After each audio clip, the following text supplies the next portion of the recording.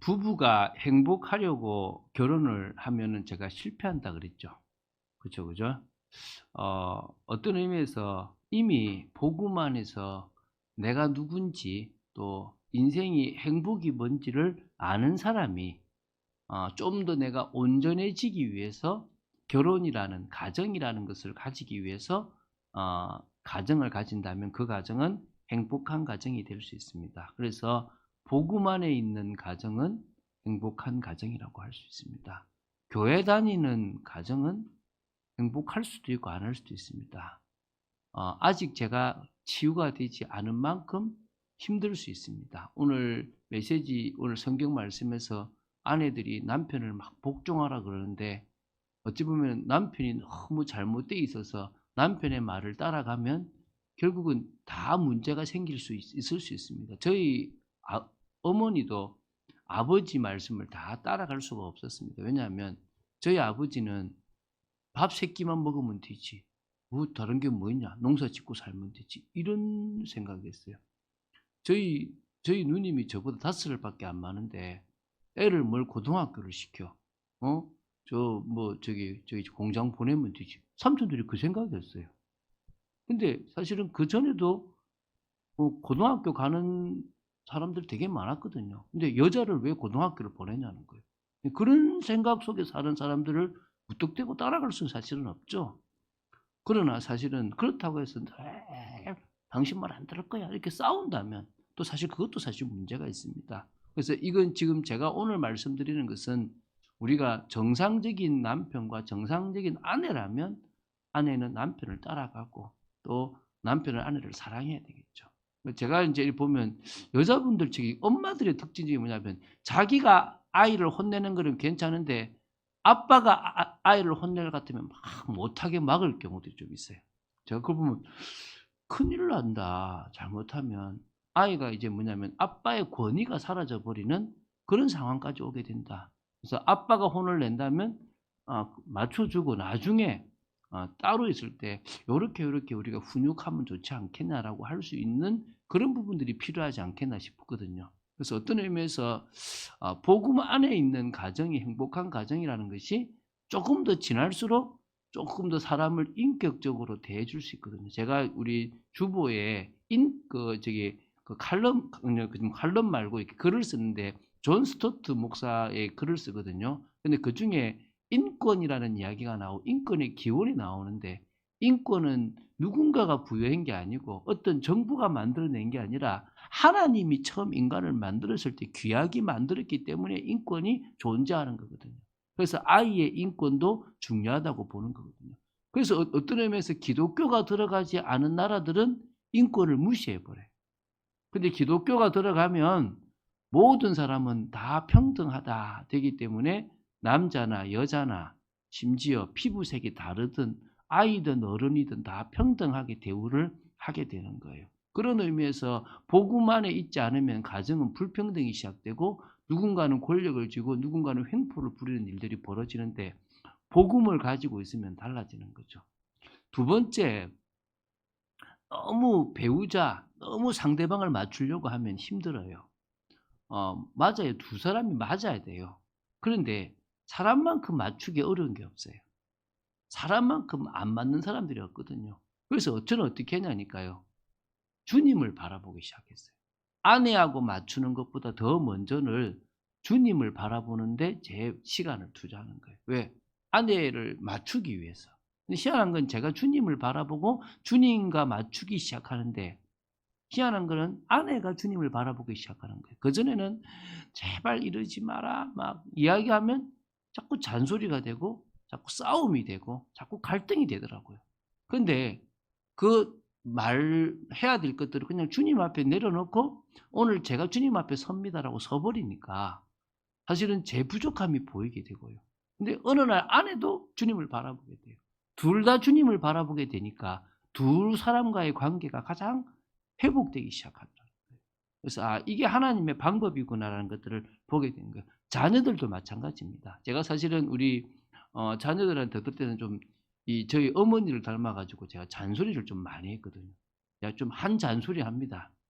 좀 꽤 많이 잔소리를 합니다. 그래서 그중에 저희 이제 큰애가 많이 저한테 인제 그 잔소리에 많이 좀 혼이 많이 난 친구인데, 그러다 보니까 어떤 의미에서는 저한테 조금 이렇게 답답함이 있어요. 저는 지금 생각하면 참 미안해요 사실은. 그때 더 주님을 바라보고 제가 주님과의 그 교제 속에서 자녀를 이해했으면 더 좋았을 건데 그러지 못했던 저 자신을 보게 되거든요. 근데 복음 안에 없으면은 제가 계속 '쟤는 안 돼.'라고 포기를 해 버렸을 수도 있을 거 아닙니까. 그죠? 근데 그건 아니거든요. 그래서 복음 안에 있지 않으면 행복한 가정이 되기는 어렵다. 교회 다니는 것 말고 그냥 내가 예수 믿는 것 말고 계속 복음 속에서 나 자신을 세워 나가는 것 말고는 가정의 회복이나 행복한 가정은 없다라고 저는 봅니다. 그래서 저는 오늘 제목을 함께 만들어가는 가정이라는 제목으로 잡았습니다. 누구 혼자서 할 수 있는 게 아니라 모든 가족이 다 해야 되겠죠. 물론 아이가 어리면은 남편과 아내, 부부가 먼저 만들어 가야 될 부분들이 있는데 누군가가 해 주기를 바라는 것이 아니라 다 같이 해야 되는 축복된 가정임을 봐야 될 줄 믿습니다. 왜냐하면 행복한 가정에서 힘이 나와요. 행복한 가정에서 자신감이 나오고 행복한 가정에서 우리의 이 저력이 있거든요. 저력. 그러니까 숨어있는 힘이란 말이에요. 여러분 세상 사람들도요. 가화만사성이라 그래요. 가화만사성. 이게 여러분 가화만사성이 어디 나오냐면 명심보감에 가화만사성이라는 게 나와요. 근데 이게 무슨 말이냐면 집안이 화목하면 모든 일이 잘 된다. 이게 가화만사성이에요. 맞죠? 그러니까 집이 복잡하면요. 밖에 나와서 손에 이 일이 안 잡혀요. 자꾸 이 신경이 집에 가 있고 애가 아파 봐요. 일이 손에 잡힙니까? 안 그렇잖아요. 이게 힘들거든요. 그래서 가정이 먼저 이렇게 화목하면 좋다는 거죠. 또 이런 한자가 있습니다. 수신제가 치국평천하. 뭔지 알죠? 먼저 자신의 심신을 닦고 집안을 정제한 다음에 나라를 다스리고 천하를 평정한다. 나를 세우고 가정을 세우고 그래서 나간다. 그래서 사실은 우리가 공직자들이나 어떤 국회의원의 잣대 중에서 가정이 무너지면 안 된다라고 하는 게 이 대학이라는 그 책이 있어요. 대학책. 우리 그 대학교 말고 대학이라는 책이 있죠. 그죠? 그 책에 수신제가 치국평천하라는 이런 말이 있습니다. 사실은 중요하죠. 그죠? 저도 생각됩니다. 목사가 막 밖에서는 막 홀려한데 집에서는 막 다들 아빠가 집에 안 들어왔으면 좋겠어. 아빠만 오면 우리 집이 시끄러워. 아빠 없이 우리가 살 수 없을까? 이러고 있으면 그건 진짜 골치 아프라하지 않습니까? 목사하면 안 돼요. 사실은 어떤 의미에서. 그렇잖아요. 그죠? 물론 아빠가 잔소리하지만은 아빠가 있는 게 좋아. 아빠와 같이 있는 게 좋고 아빠가 나를 사랑해. 이런 것들이 느껴져야 좋은 거잖아요. 그죠? 그런 의미에서 수신제가 치국평천하는 말도 있습니다. 자, 그러면 가정이 행복할 때 뭐가 옵니까? 삶의 안정이 와요. 어, 왜냐하면 여러분 그 부부 사이의 갈등이 자꾸 줄어듭니다. 부부 사이의 갈등. 에베소서 5장 28절부터 33절에 보면 어 배우자를 사랑하고 상대방을 사랑하는 게 자신을 사랑하는 거예요. 그러니까 내가 나를 사랑할 수 있다는 자체가 상대방을 사랑하는 거예요. 여러분 이해가 되십니까? 여러분이 그러니까 남자가 부모를 떠나 한 여자와 한 몸을 이루는 그 가정의 비밀을 알아야 돼요. 이해가 되시죠? 그래서 그런 의미에서 가정은 모든 것들을 특히 부부는 다 나누는 거거든요. 그래서 조금 허물 없이 좀 나눌 수 있잖아요. 근데 요새는 워낙 거짓말들이 많아 가지고 결혼 사기가 얼마나 많습니까? 그 결혼했는데 보니까 다 거짓말이야.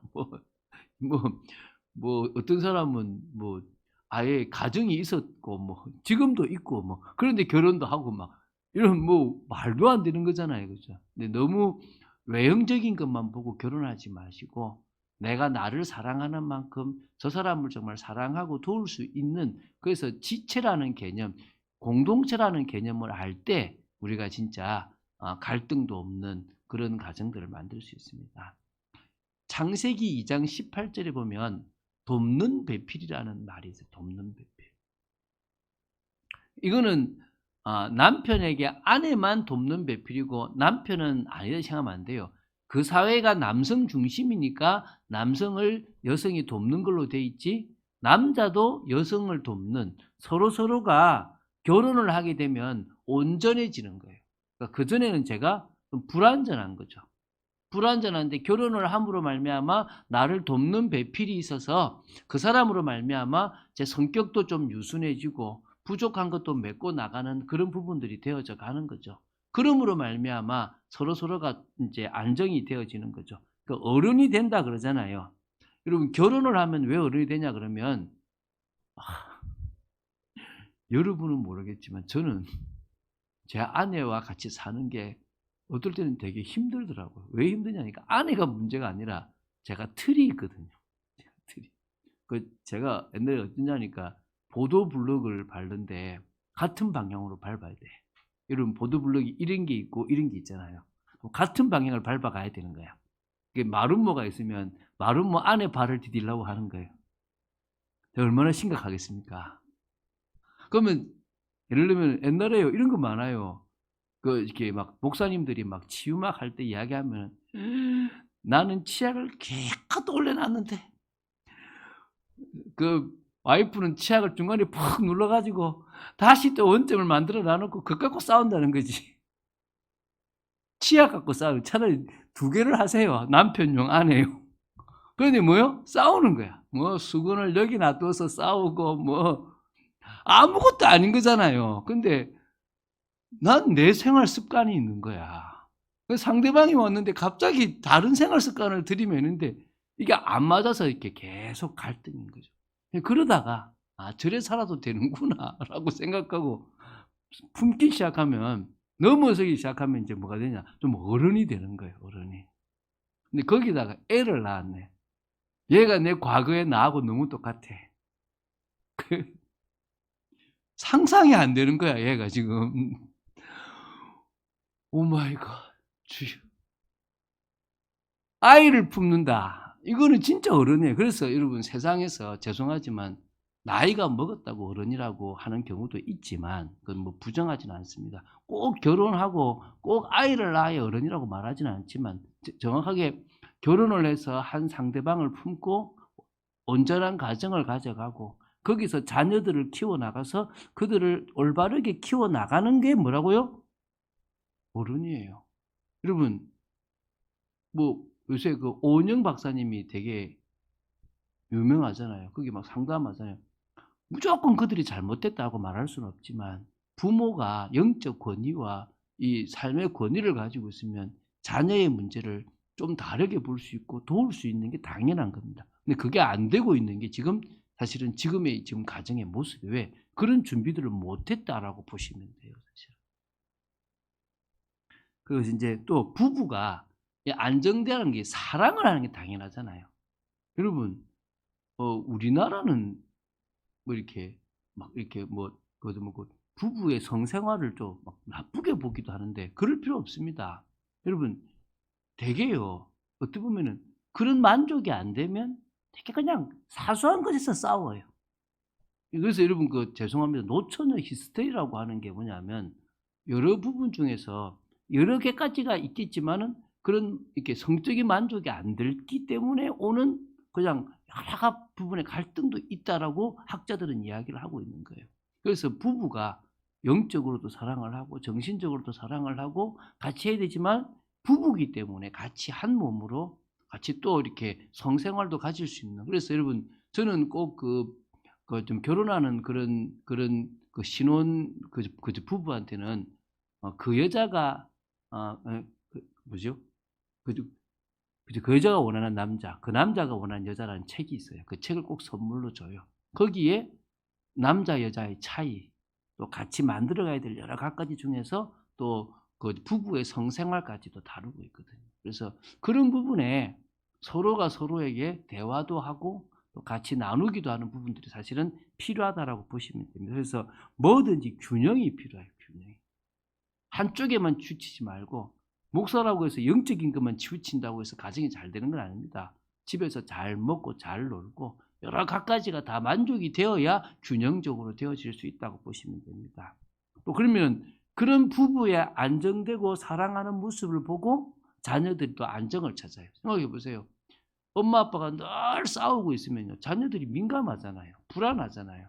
근데 엄마 아빠가 늘 스킨십도 많고 같이 대화도 많고 또 손잡고 이렇게 등산도 가고 자주 있다 그러면요, 자녀들은 되게 안정되게 모든 일들을 할 수가 있다는 거예요. 그래서 가정이 행복할 때 삶의 안정이라는 것은 자녀의 안정도 되는 겁니다. 그래서 이거는 모두가 최선을 다하고요, 또 나아가면 하나님께서 다른 것들을 막아주시고 경제까지도 책임져 주신다고 저는 믿습니다. 그래서 그리스도 안에서 행복한 가정을 우리가 만들어 가야 될 줄로 믿습니다. 행복한 가정을 위해서는 좋은 프로그램도 있어요. 교회 안에도 있어요. 여러분, 아버지 학교, 어머니 학교, 이런 프로그램은 되게 좋아요. 교회에서 실행하기로는 조금 위험하지만, 그런데 익명으로 가서 여러분이 아버지 학교나 어머니 학교를 참석해 보면 내가 어머니로서 부족했던 것, 아버지로서 부족했던 걸 풀어요. 제가 아버지 학교를 처음 가니까 나의 아버지하고 대면을 시키더라고요. 뭐 직접 얼굴을 하는 게 아니라 내 아버지를 생각하게 하고 아버지에게 편지를 쓰게 하거든요. 저는 그때 제 아버지 돌아가셨는데 저희 아버지한테 편지를 쓰는데 눈물이 참 많이 나더라고요. 그러면서 제가 아버지한테 있었던 응어리도 좀 풀려지기도 하거든요. 그런 뭐 세상에서 있는 프로그램도 사실은 좋은 방법이라고 생각됩니다. 그러나 가장 확실한 방법은 개인이 하나님을 만나는 거예요. 여러분이 하나님하고 만남이 안 되면 절대 여러분 속에 진짜 제대로 치유되지가 않는다는 거예요. 여러분이 회복이 안 되면 상대방을 품을 수 없어요. 제가 얘기했지 않습니까? 자, 지금 28절 제가 5장 28절 읽어볼게요. 이와 같이 남편들도 자기 아내 사랑하기를 자기 자신과 같이 할지니 자기 아내를 사랑하는 자는 자기를 사랑하는 것이라. 자기를 사랑할 수 있는 사람이 누구를 사랑할 수 있다고요? 아내를 사랑할 수 있다고요. 자기를 사랑할 수 있는 사람이 남편을 사랑할 수 있다고요. 근데 자기를 사랑하는 법을 모르는 사람들이 많아요. 그걸 오해되게 자기를 사랑하고 막 다른 걸로 채우는 걸로 생각을 하는데, 진정한 자기 사랑하는 사람은 남을 사랑할 수가 있는 거예요. 그런 의미에서 하나님을 만나지 않으면 자기가 회복이 안 되는 거예요. 자기가 회복이 안 되면 다른 사람을 회복할 수가 없다는 겁니다. 그래서 개인 안정이 결국 부부 안정으로 행복한 가정으로 이어지는 겁니다. 그래서 예수 그리스도가 중요하다고 하는 거예요. 왜? 예수 그리스도가 아니면 개인이 회복이 안 돼요. 개인이 회복이 안 되면 결국은 가정 회복은 되어질 수가 없다는 것입니다. 믿습니까? 그게 핵심이에요. 오늘 저와 여러분이 그런 부분에 답이 나야 될 줄로 믿습니다. 그러면 이 행복한 가정이 미치는 영향력이 있어요. 아까도 말했지만 일단 자녀들이 가장 안정되고 자녀들이 가장 자신감을 가지고 자녀들이 훌륭한 아이로 또 이 세상에서 영향력을 미치는 아이로 자랄 수가 있는 거예요. 왜? 올바른 가치관을 부모로부터 가질 수가 있잖아요. 제가 지금 두 번째 단락에서 각자의 역할을 얘기할 건데, 그런 부분들을 보고 자란 자녀들은요, 그렇게 할 수가 있는 겁니다. 그래서 세상에서 영향을 미치는 한 사람으로 설 수 있는 거죠. 그 사실은 영국이나 미국에 좀 엘리트가 많았던 이유가 복음이 밑받침되어 있었기 때문에 가능했다라고 보시면 됩니다. 그리고 또 주위 사람들을요, 가정 치유나 회복하는데 도움을 줄 수가 있습니다. 저는 많이 주거든요. 상담 많이 하거든요. 지난주도 한 분 이렇게 엄마를 만났어요. 이렇게 아이가 크는 걸 몰랐던가 봐요. 그러니까 집에 음식이 많으니까 용돈을 안 줘도 된다고 생각했는가 봐요. 큰일 난다. 아이들은 아이들만의 돈 쓰는 문화가 있으니까 그걸 인정해 주라고 얘기하니까 되게 많이 빨리 이해하고 빨리 받아들이더라고요. 그런 부분에서도 우리는 많이 도와줄 수가 있는 거죠. 자, 두 번째, 모든 가족은 각자의 역할이 있습니다. 그 역할을 중요하게 생각하고 나아가야 돼요. 그럼 첫 번째가 누구겠습니까? 당연히 남편이자 아버지로서의 역할이겠죠. 에베소서 5장 25절부터 28절이고 6장 4절입니다. 아내가 먼저 나오니까 되게 가던데 남편부터 얘기를 했으면 좋겠어요. 여기 보면 이렇게 나와요. 남편들아 아내 사랑하기를 그리스도께서 교회를 사랑하시고 그 교회를 위하여 자신을 주심같이 하라라고 얘기해요. 무슨 말씀인지 이해가 되시죠? 한마디로 생명 걸고 아내를 사랑해래. 예수님이 교회를 위해서 생명을 바친 것처럼 어떻게 하란 말입니까? 생명 걸고 사랑하라는 거예요. 생명 걸고. 이 정도 그 여자가 남자한테 복종하는 것보다 더 어려운 게 남자가 자기 생명 다해서 아내 사랑하는 거예요. 그래 사랑하면 돼요. 저는 요새 저도 배가 나오지만 아내가 배 나오면은 뱃살 빼자 막 이렇게 막 하거든요. 근데 사실 위기 상황이 생기면 저도 잘 모르겠습니다. 저 일본에 지진이 일어났을 때 갑자기 사모님 혼자 놔두고 목사님이 도망을 갔대요. 어느 목사님이. 그래가지고 나중에 이제 그 지금 지진이 안정되고 그래서 남편이 왔대요. 어떻게 그럴 수가 있냐고 나를 두고 어떻게 도망을 갔냐고 이렇게 얘기하니까 나도 모르게 순간적으로 도망갔는데 너무 미안하다고 얘기하더래요. 예, 그럴 때 저희 아내를 살리고 제가 죽어야 되겠죠, 그죠? 그럴 수 있을 만큼의 신앙의 사람으로 제가 서고 싶습니다. 예. 그래야 아내가 생명 걸고 자기가 제 말을 따라올 거 아닙니까? 중요할 때 도망가면은 어떻게 따라오겠습니까? 예. 우리 이창 이제 죽길 바랍니다. 알겠죠? 예. 네. 그래서 남편에게는요 제사장과 같이 세 가지 권한이 있어요. 축복할 수 있는 권한이 있어요. 여러분 자녀들이 부모의 특히 아버지의 축복권을 알면요 아버지의 권위에 도전하지 않아요. 아버지가 저주해버리면 저주대로 돼버리고 아버지가 축복하면 축복처럼 돼요. 아브라함의 축복을 이삭과 이스마엘이 기다렸고요. 이삭의 축복을 야곱과 에서가 그렇게 중요하게 보는 거예요. 야곱의 축복을 12아들이 그렇게 귀하게 보는 거예요. 이유가 뭐 때문입니까? 아버지에게 축복권이 있어요. 여기서 여러분 아버지는 영권을 회복해야 돼요. 아버지는 영권을 회복하고 자녀들을 축복하는 거예요. 자녀들은 계속 머리 밀고 와야 돼요. 아빠가 축복해주면 된다. 아빠가 기도해주면 나는 하나님의 복을 받게 돼 있다. 이 정도 돼야 되는 거예요. 두 번째는요. 아버지에게는 판결권이 있어요. 판결권. 그러니까 제사장이 판결권이 있거든요. 옳고 그르다에 대한 판결을 아버지가 할 수 있어야 돼요. 물론 엄마도 하지만 그 모든 것에 대한 결정이 아버지가 될 만큼 무게가 무거운 거예요. 아무렇게나 하면 안 돼요. 자녀가 인정하고 온 가족이 인정할 만큼의 판결을 할 수 있어야 되는 거예요. 그리고 세 번째는 뭐냐? 예배권이에요. 예배권. 가정에 예배를 드려야 돼요. 아버지가 그 예배를 드리고 이끌어갈 만큼 아버지가 영적으로 깨어있고 말씀으로 깨어있어야 돼요.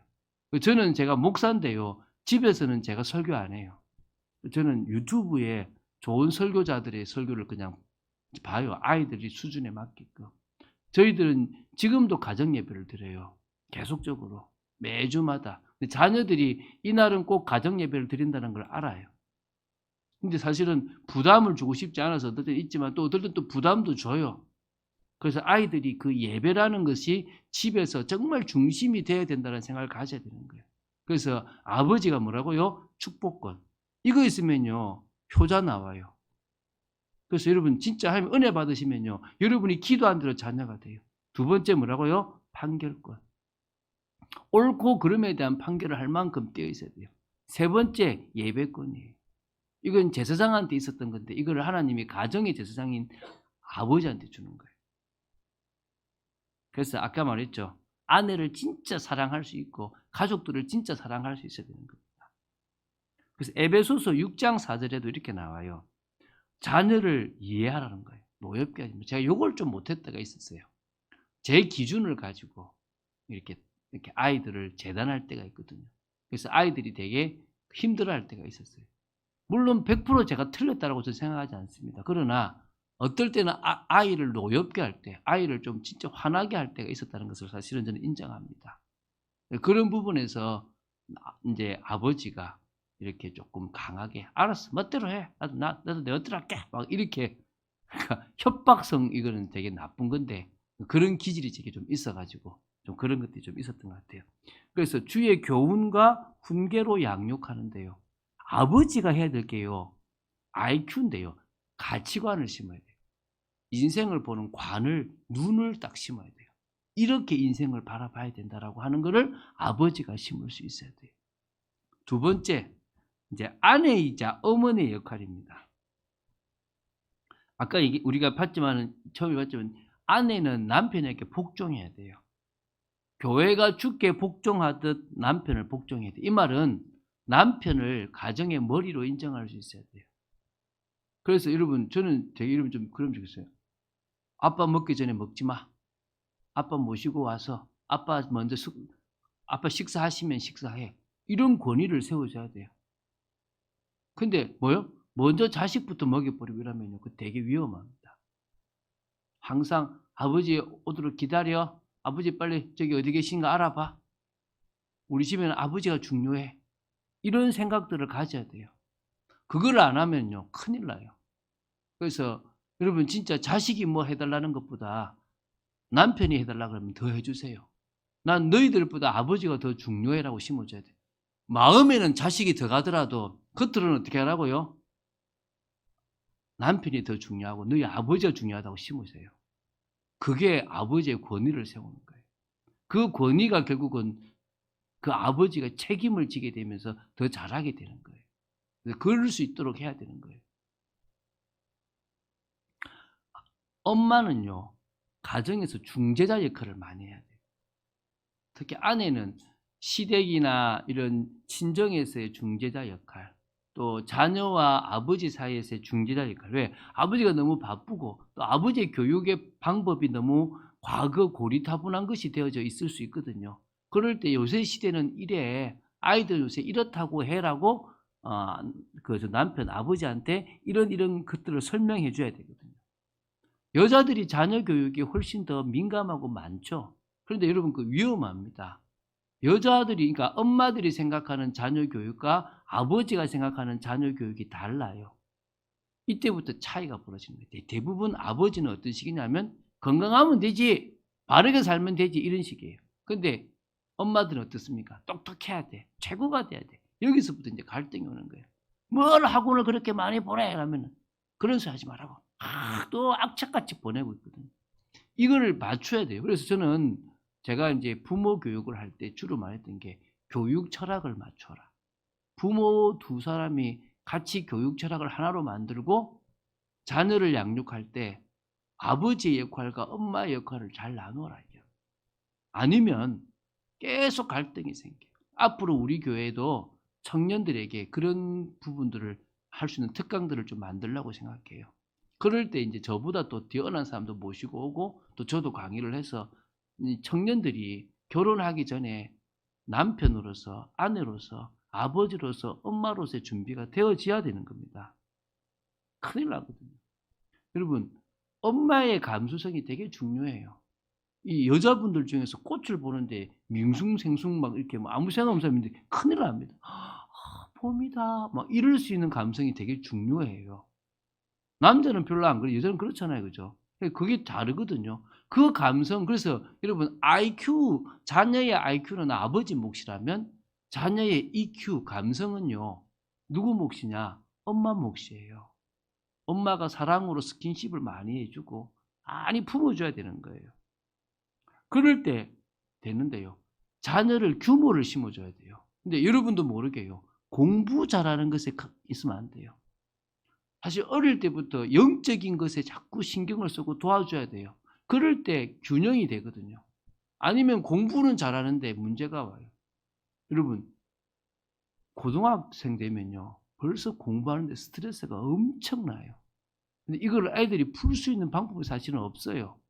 고등학교 1학년 때 스트레스와 고등학교 2학년 때 스트레스가 달라요. 고등학교 3학년 스트레스는 더 다른 거예요. 그 배가가 돼요. 그래서 제가 우리 아들한테 그랬습니다. 지금 네가 영적으로 주님을 바라보는 것을 안 한다면 너는 폭발할 수도 있다. 포기하고 싶을 수도 있다. 지금 지금 네 때 은혜를 받는 시간을 가져라. 그래서 제가 그전에도 자꾸 책을 줬거든요. 다니엘 학습법 이런 거. 공부하는 게 아니라 은혜 받는 법을 심어줬는데 관심 없는 거죠. 그 제가 전에 있었던 그 부목사님이 좀 안타까운 게 제가 그 책을 소개해 줬으면 보게 있었어야 되는데 그냥 그걸 안 했다 버리더라고요. 제가 참 아닌데 이 생각이 들더라고요. 그럼 중요한 게 뭐냐면 자녀들이 영적인 부분이 먼저 우선이 되게끔 심어줘야 돼요. 자, 이제 자녀이자 형제 자매 간의 어떤 부분인 거죠. 여러분, 우리 자녀들은 알아야 돼요. 윗세대들은. 사단의 전략 중에 하나가 뭐냐면 부모 세대는 이상해. 우리를 너무 이해하지 않고 자기 것만 강조해라고 생각하면서 무시해버려요. 그게 사단의 전략이에요. 그게요, 세대를 자꾸 가르는 거예요. 여러분이 어른이 되면 중요한 게 달라져요. 지금 잘 생각해 보세요. 여러분 중고 때 치마 길이 조금 더 길게 만들려고 얼마나 쇼했습니까? 근데 지금 지나고 나니까 뭐예요? 왜 그 짓을 했을까? 막 틴트 바르려고 좀 더 발라가지고 좀 더 이쁘려고. 근데 크고 나니까 뭐죠? 왜 그랬지? 이렇잖아요. 근데 그때 부모가 막 그러면 우리를 모른다라고 막 그런다니까요. 한마디로 사단이 뭘 만들었냐면요. 그렇게 생각하도록 이 세상을 딱 만들어. 아빠 세대는 꼰대들이고 저 말 들으면 안 돼 이렇게 만들어 버리는 거예요. 근데 그게 아니라 부모의 말이 들어야 될 말이구나를 생각해야 되는데 그냥 무시하고 우리 문화 속에 있으면 된다고 생각을 하게 만드는 거예요. 사단의 심각한 전략이에요, 그게. 그래서 아이들 중에서 부모의 말을 듣는 자녀들이 안정이 있는 거예요. 위아래를 볼 수 있으면 옆도 볼 수 있는 거예요. 근데 옆만 보려고 해버리고 위아래를 안 보니까 문제가 오는 거예요. 여러분, 그래서요. 자녀들이 생각도 바뀌어야 되는 거예요. 오늘 자녀들이 여러분 생각이 바뀌게 되길 바랍니다. 세대 차이는 어느 시대나 있었어요. 근데 어느 세대가 좋냐? 위의 세대의 말을 따라갔던 그 세대들이 성공하는 세대가 되는 거예요. 물론 부모도 갱신해야 되는 건 분명히 많습니다. 자기의 주장을 펴기 전에 부모의 말씀을 다시 한번 되짚고 고민해보고 순종도 해보고 그런 일들을 자녀들은 해야 돼요. 아니면 나중에 여러분이 보냈던 그 시절이 후회가 될 때가 온다니까요.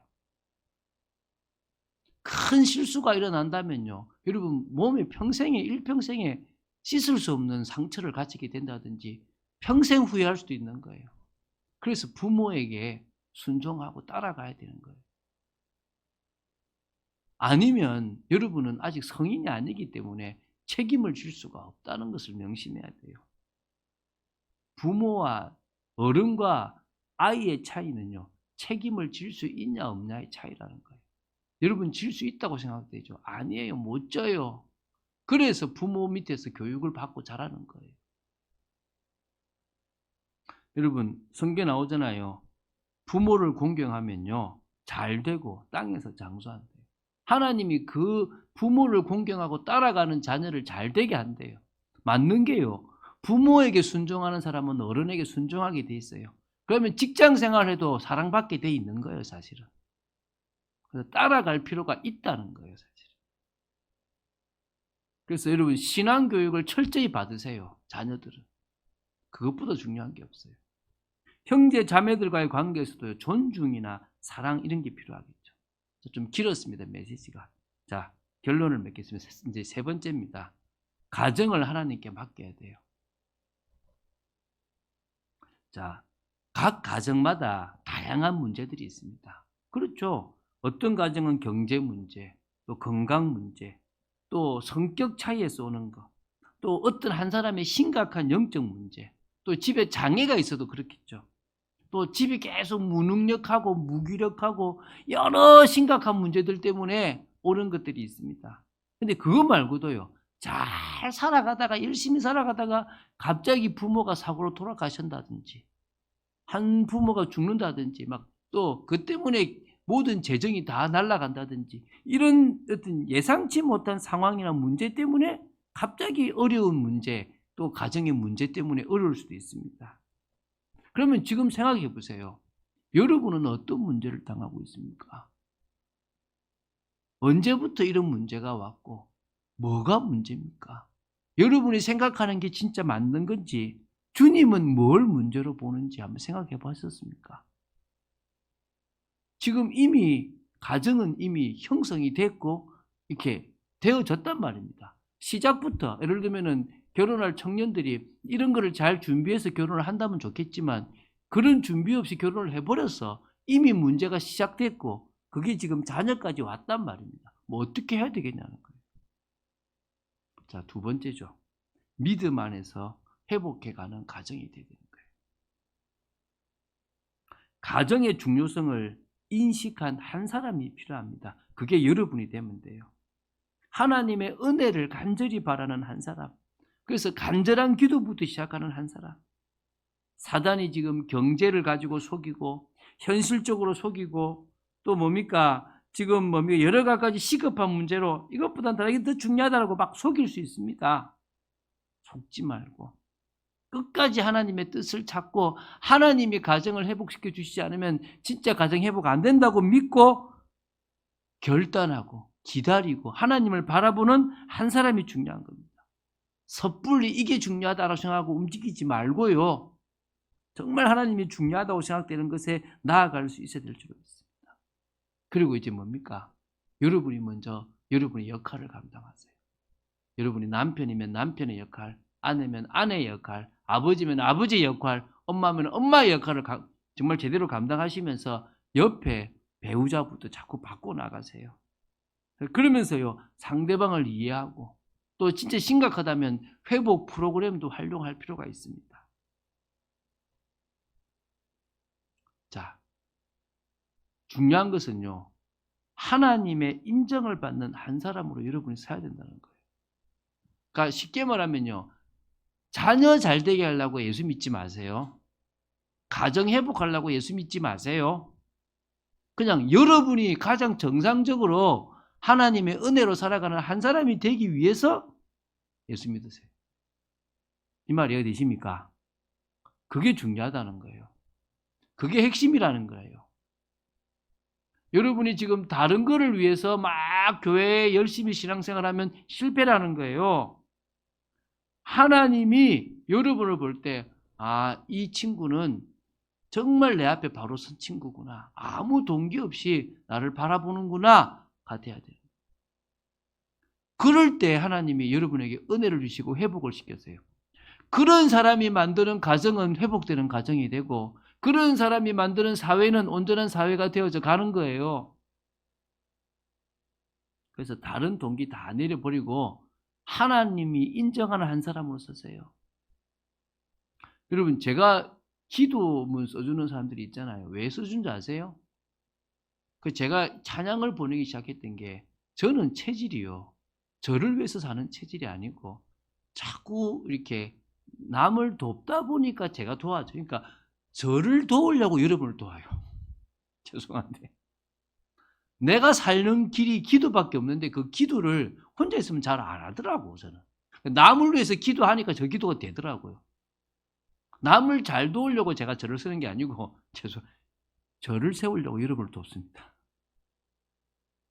자, 결론 맺겠습니다.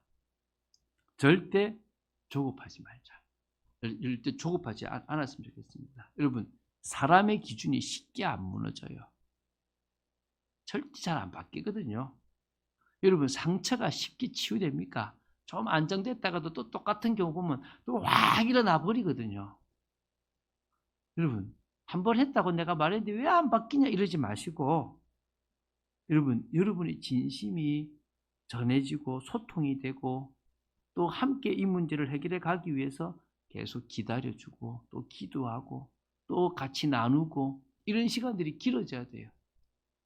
여러분이 고착되는 시간도 길었고 가정이 이미 형성됐던 것도 오래되면 치유도 오래 걸립니다. 회복도 오래 걸려요. 한 번에 왜 안 되나? 주님 왜 안 하나? 이러지 말고 10년 정도, 20년 정도 오랫도록 그렇게 돼 있었으면 최소 5년에서 10년 정도는 내가 꾸준하게 헌신해야만 온전히 회복될 수 있다고 생각을 하셔야 되는 거예요. 그래서 기다리고 그 사이에 여러분이 바뀌고 하나하나 응답받아 나가시면 될 줄 믿습니다. 그런 축복을 누리는 여러분 되시기를 주 예수 그리스도 이름으로 축원드립니다. 주는 그리스도시요 살아계신 하나님의 아들이심을 고백합니다. 저희들이 좀 긴 시간 동안 말씀을 나누었습니다. 아버지 하나님 참 중요합니다. 각자가 자신의 역할을 감당하고 아름답게 교회를 또 가정을 개인을 이끌어가는 축복의 그런 모습들이 되어야 될 줄로 믿습니다. 하나님께서 은혜 내려주시고 힘 주시고 정말 이 자리에서 말씀을 듣고 또 인터넷으로 듣는 모든 분들이 정말 더 은혜 속에 있기를 간절히 소원합니다. 역사하여 주시옵소서. 주 예수 그리스도 이름으로 기도드립니다. 아멘.